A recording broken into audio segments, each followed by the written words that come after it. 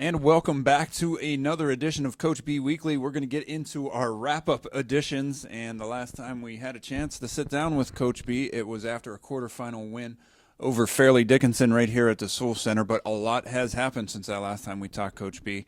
And the first thing that happened was you guys traveled up to Bryant University for a semifinal game. Second year in a row, you guys head up to Smithfield, Rhode Island for the NEC semifinals, and you guys really came out and owned the second half of that game. You guys end up defeating the Bulldogs 72-59. But in the first half, it was a struggle, and you guys found yourselves down a little bit at halftime against Bryant. This was the kind of game that I've always said I enjoy winning. When you get off to a hot start and everything's going in early, it's always easy to play and stay up and stay positive, and a lot of teams can perform that way. In this game, we were struggling early to score. We were struggling to hit open shots. The energy and the attitude was really strong, but we just couldn't put the ball in the basket. And as it turned out, even though we weren't able to do that in the first half, we were getting after it so well defensively that we were only down 3 points at the half. So when we went back to the locker room, we had been in this position before, and we've understood about pushing forward at that situation and staying together as a team and staying accountable, and things will happen if you just stay together, and that's the only way we're going to overcome this. And we come out in the second half, and it was a whole different story. Yeah, and you talk about that second half, and it really was unbelievable. Robert Morris goes 21 of 29 in the second half, I believe, shooting the basketball. One turnover in the last 20 minutes of play, and you end up with four players in double figures, led by Anna Nikki Stamlamprou, who had 19 points. Yeah, it was one of those kind of games where, finishing like that gave us so much momentum going forward about all the things that we have taught this year as a coaching staff about, finishing the game and staying together and going after it. And seeing us come together like that, shoot the ball so well, and see the energy so high, it was a great testament to everything we've worked on. Defending is what got us this championship. Defending is what has got us through these games down the stretch that were the tougher games, the games that meant everything. Seeding, where you're playing, who you're playing, being able to go on the road and win a game.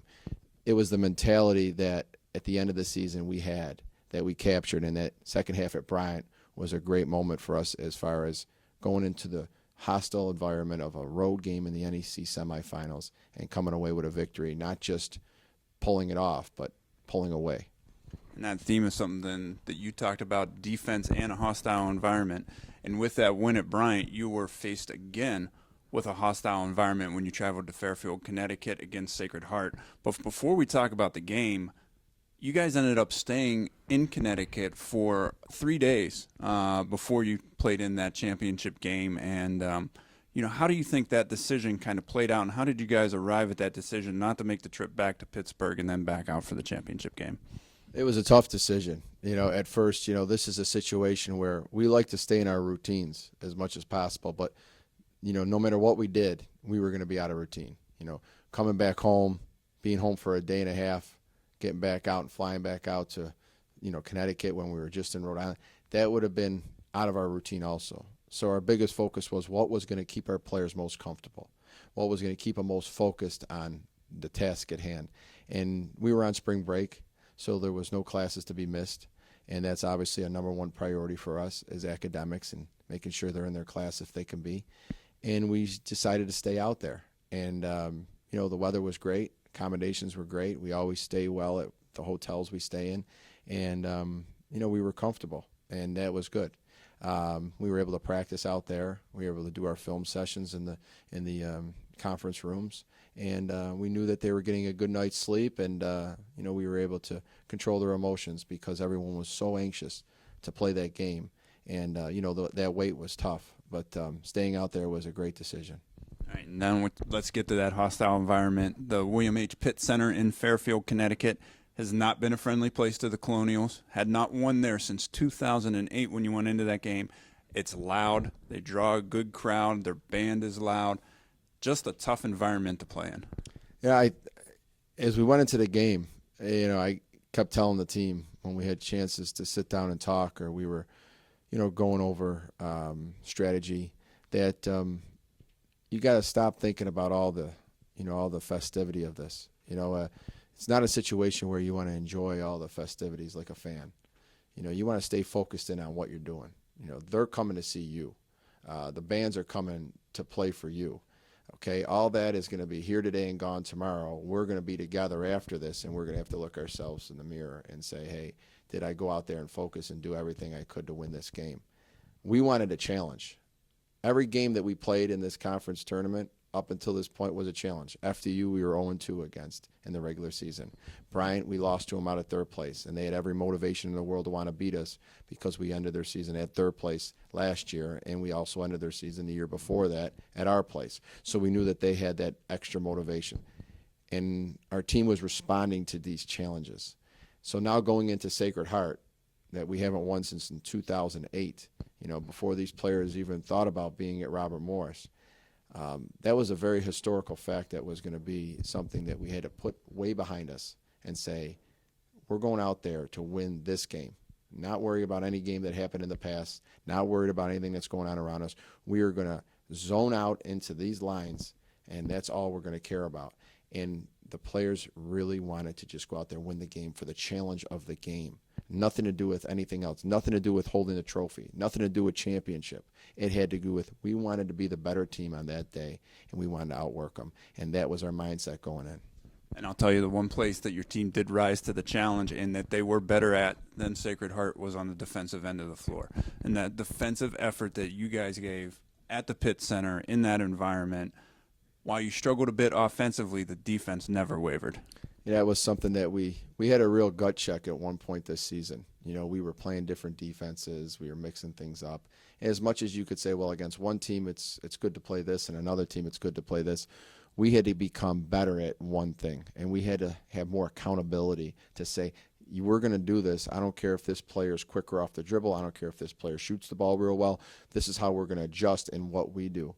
And, that was a big mindset, and I think our team really responded well. And I think at the end of the season, if you look at our wins, it wasn't because of, relying on a hot shooting performance. It was because we got stops down the stretch that we needed to, and we had an overall base defense that got after it and was accountable. You never trailed against Sacred Heart en route to a 56-51 win. Your fourth NEC championship since you've been here at Robert Morris when you guys arrived in 2003-04. 4 NEC championships, tied for most in the league over that time period. And while you never trailed, you never had a comfortable lead in that game. And one player who I think really kind of stepped up for you was Ashley Ravelli, who ended up with 14 points and 7 rebounds. Now, 7 assists. She did not have a good shooting night. But she took the ball in the second half and made some big shots for you guys. Ashley, growing up through this process, has had a lot of ups and downs with being steady. That's something that, was really difficult for her to adjust in her emotions and her personality. She would have great performances over her career, and she would have performances where she didn't play so well. And I think a lot of it was, mental. It was upstairs. Going into that game, you could see that the composure and the lessons that she had been taught were coming out big time. And she was ready to go out there and take the court and lead the team with the ball in her hands. She got us off to a good start as far as with our offense. She hit some big shots in the first quarter, got us going, and that fire was in her, but she was controlling it to the point where it wasn't losing her mind when she went cold from the field. Very proud of how much she's grown up, and you're right, she was a big part of that game. Now, you did run into some trouble late in that game. Anna Nikki Samalamprou finished it with 10 points, but she fouled out with about 3 minutes to play, and you needed somebody to step up. I feel like the whole team stepped up, but somebody who kind of took that role and really stepped up was another senior for you in the form of Leah Mormack, who I feel played probably her best game of the season in that championship game. Just talk about those last couple of minutes and how you had to adjust without your, go-to player on the floor. Yeah, it's funny me mention those two games, but those two names, Anna Nikki, the big moment for her. She played a great game throughout. She didn't obviously shoot the ball as well as she ever has, but she really was a great go-to player in that created a lot of shots for other people, and she was a steady ball handler when we needed to mix up who was carrying the ball and who was controlling the offense, whether it was full court or in the quarter court. And the big positive thing about Anna Nicky's game was she did what she does, but when she fouled out, the maturity that she showed coming out of the game and being so supportive of the fact that she knew she couldn't be out there to help the team on the floor anymore. She had to help the team from the bench and stay positive, because no matter how much you're zoned into the game, you're going to notice who's on that bench in that huddle on that sideline while the game's going on, and her energy was up. She took her moment to, kind of, emotionally knowing she got taken out of that game, but I saw her clapping. I saw her energy up, and I saw when we ran onto the court at the end, her energy was just as like she was out there to finish the game. I'm proud of the team when she came out of the game, that they were able to overcome losing somebody that at the end of games, especially when the games were close, she was always out there the whole season, and they had to do it without her. But like you said, a player like Leah Warmack, who knocked down that jumper from about 18 feet off transition, just catch it, open, shoot it. And I remember telling her at one point this season that when she has that shot, no matter what the situation is, I want you taking it unless we're in a delay game type of situation. And, that was the ultimate moment to see that she completely was ready for that, and she was. There's a kid right there that dealt with a lot of injuries. And that moment probably stands out in everybody's mind because of her hitting that shot. But the moment that stood out in my mind in that game was earlier on in the game when we were on defense in the first half. The ball was rolling on the floor, and she goes and dives on the ball. No, exactly which play that was early on. That was maybe a minute and a half, 2 minutes into the game. There's times where you see players say they dove on the floor for a ball, and it was kind of like a lay down. That was an absolute dive in the air, sideways, landing on her side like 100 miles an hour, and getting that ball, not only grabbing it, but then seeing her outlet and getting the ball to the outlet. I think that was her highlight of her career, in my opinion. Her highlight of her career wasn't a big shot she hit or whatever, because she had some of those. It was diving on the floor, going through everything she went through to get through the season with her injuries. That was a moment I will remember forever. Yeah, and certainly, Leah by the end of the season was being held together with spit and duct tape by the end of the year.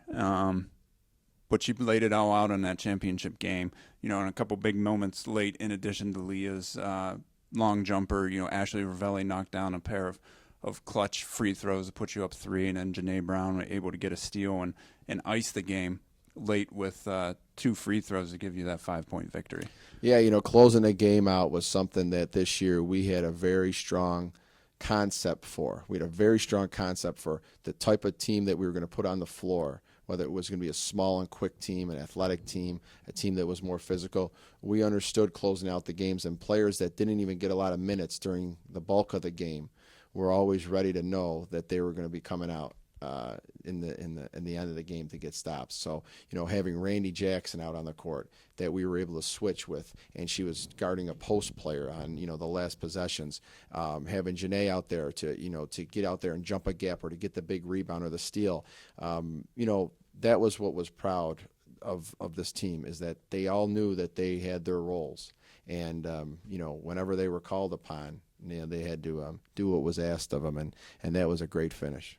And, defensively on the last possession for Sacred Heart, you guys stuck to your concept. You got to switch out on Kimmel, but you didn't lay back. You forced the ball out of her hands into someone else's hands who we were, a little bit more comfortable with having the ball in their hands late. And, you guys really stuck to your concepts in that championship game. Yeah, you got to be committed to what you believe in. And, a lot of times as a coach, you believe in things that players don't understand. They won't understand until maybe the process is over with. Hopefully you can get it to them before that. But, if they do what's asked of them, that's the most important thing. They're going to reap so many rewards from that. And, going to this man-to-man defense and changing up what we do at the end of the games, it was a big focus, and they had to be ready to change things and talk and communicate. And that's what's so important with team sports is communication.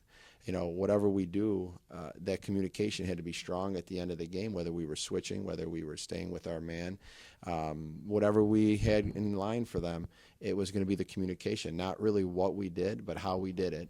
And Kimmel, when I remember live on the play, I thought she went up and down. That was a travel, but I guess if she got the ball out of her hands, it went to somebody that we were inviting more to have the ball. And then we did a great closeout, and she was taking a tough, quick shot without really getting a chance to square up and look. And they were racing the clock. And one thing about it is that when you're deep in the corner like that, you don't know what the clock says, because you'd have to look down at the other end. So when she's catching that ball, she can't see that clock there to see she had 3 seconds or 4 seconds, a shot fake, whatever. She just is figuring to herself that, I got to get this shot off. And we rushed them into a tough shot. And Janae got the rebound, and we get the foul, and she puts the game away with the free throw. So, great defensive effort for the whole game, but great down the stretch where we were able to, capitalize on what we did and do it well. Now let's talk about after the game, and be remiss not to mention that this has to be a bit of a storybook ending for the end of Coach Sal's career. You talk about afterwards and kind of what's going through your mind as you're celebrating out on the court. It's Coach Sal's going out at the high point, the equivalent of Peyton Manning winning the Super Bowl, for our level, and you had to chance to share that moment together, on ESPN afterwards with a dual interview, and just talk about the emotions of winning a championship and what's going through your mind while you're celebrating this huge moment. Well, what people don't know is that how much goes into this. That's what people don't know. And it's hard for them to ever know. People always think that they could be a coach or they could go through the grind of what we go through every day, and that's a big misconception. Whether you're a great coach or not, the work ethic that we put in and what we've done together over all these years is a lot, and we accept it, and that's what we signed up for. But winning it in the end like this for him was extremely emotional because of all the years of work we've put in, and to go out like this for him was awesome. And it wasn't easy, and this season wasn't easy. This wasn't your type of storybook season where, we were picked to win it this year almost unanimously except for one vote and by the coaches. And we went out this year and we kind of struggled for the majority part of the bulk of the conference season in the middle there. We started off 4-0, but then we were struggling. So this grind was more difficult because we had more to do at the end. We didn't stay at home for all 3 games. We had to go out and beat the 2 and the 1 seed in the semis and the finals. So when it came down to that last game, we knew what was in front of us, and we knew all the work that we had put in and all the time at Robert Morris that we have put in here and built this tradition that, this one game could really mean so much. And the focus was outstanding from the staff to the players. And when the horn sounded, it was just a natural emotion to just to be so appreciative of being able to finish this season the way we did. And, going onto the court for that final time and seeing Coach Sale so happy that he was able to accomplish this down the stretch, it was really about that. And, my emotions being out on the court I was just thinking about everybody else. Honestly, I didn't think once about how great this was for me. I was thinking about how great this was for the team, looking at the seniors and how proud they were of holding that trophy up, and being out on that court, cutting the nets down. It was a great feeling. So with Coach Sale, obviously amazing feeling, and for the team, that's really what the feeling was going out there, and the interviews and all that was. I was just thinking about all of them and how happy I am that they got what they deserved.